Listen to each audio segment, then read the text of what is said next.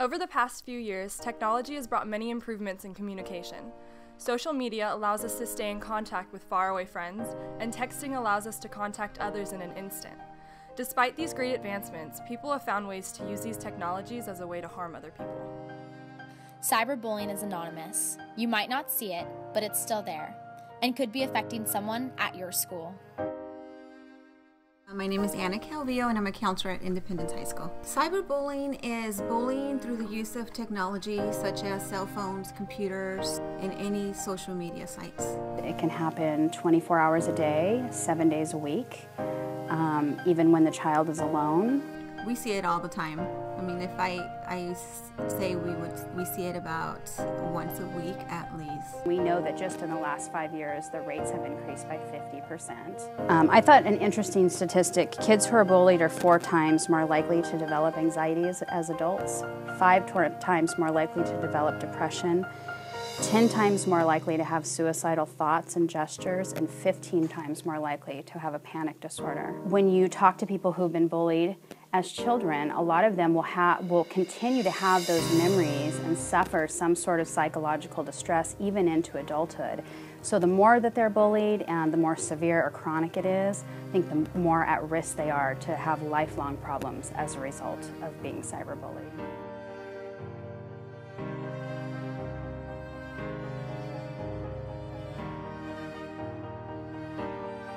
My name's Jacob Mata, and I go to Bakersfield High School. The last time I was cyberbullied was, I want to say 8th, maybe 7th grade, between my junior high years. People found out that I was gay, and people obviously were not open to the idea of someone coming out in junior high. So they decided to go online and say things about me. It made me feel like I wasn't accepted in, I wasn't gonna be accepted in life. It made me feel really nervous to go to school, because there was long nights where I felt really bad about myself. I didn't know how to cope with the feelings, so there'd be nights where I would honestly cry myself to sleep because I was in a lot of pain. It's made me a lot more confident in myself, and it's made me a lot stronger person than I was back then. You are who you are. No one can change that. Don't these people tell you that you're wrong or that you're disgusting or that you're different, because we're all different. We're all unique in our own ways, and I think that's what makes us us. My name is Sam, and I go to Bakersfield High School. I was first cyberbullied when I was 13 and in 7th grade. An anonymous person gathered a bunch of pictures from other people online and made a do's and don'ts page. I was on the don'ts page, and they said some extremely harsh things to me that today I still remember. I was really upset because when people start to say rude things about you, you start to believe them yourself. Don't let it discourage you. Just encourage it to find the right people and the right friends in your life. It's not a great idea to fight back at a cyberbully, because if you fight fire with fire, there's nothing to extinguish it. It just causes more pain. Hi, my name is Nika, and I am a senior. A specific piece of advice I would give to someone who's being cyberbullied is to not let it get to them, because everyone has self-worth, and I think that we all are different. When stuff like that happens, I think that you just shouldn't hold it in just for yourself. I think you need to talk it out with someone, to just let out your emotions. You shouldn't let whatever someone else is saying in a bad way or negative connotation, because they probably most likely don't know how you feel. They don't know the real story, and they just jump to conclusions. A lot of people say what they feel in the heat of the moment, and a lot of the times they look back and they regret what they said. If someone witnesses cyberbullying, that they should stand up for the person or defend them, because I think that no one deserves cyberbullying no matter what they do.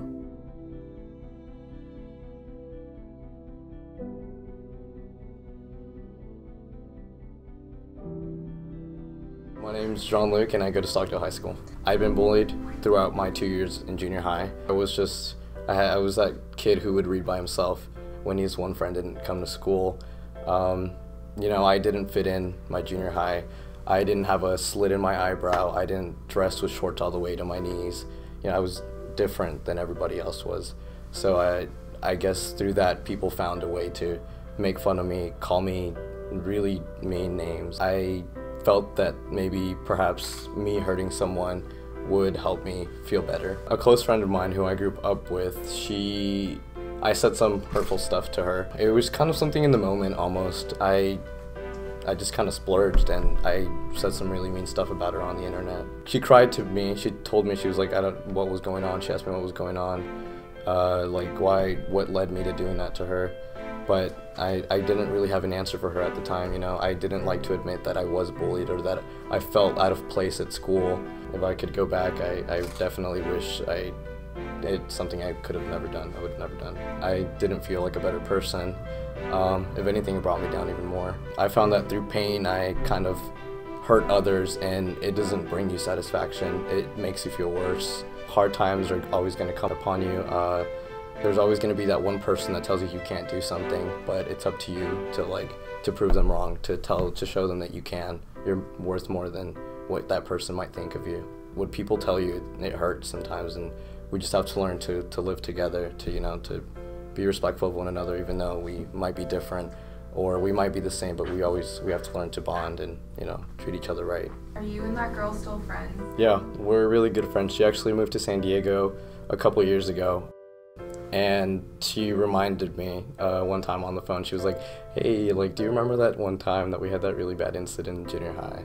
Thinking about it then, what I had done really hurt her, and if I could take it back, I wish I could. You've heard the stories, and you've seen the impact it has on students. We need to learn that cyberbullying doesn't solve problems, it just makes them. We're here to say no more suicides, no more ruined friendships, no more low self-esteem. Our generation needs to stop saying you're worthless and start saying you're worth more. My name is Sam, and I'm worth more. I am Nika, and I'm worth more. My name is Jacob, and I'm worth more. My name is Jean-Luc, and I'm worth more.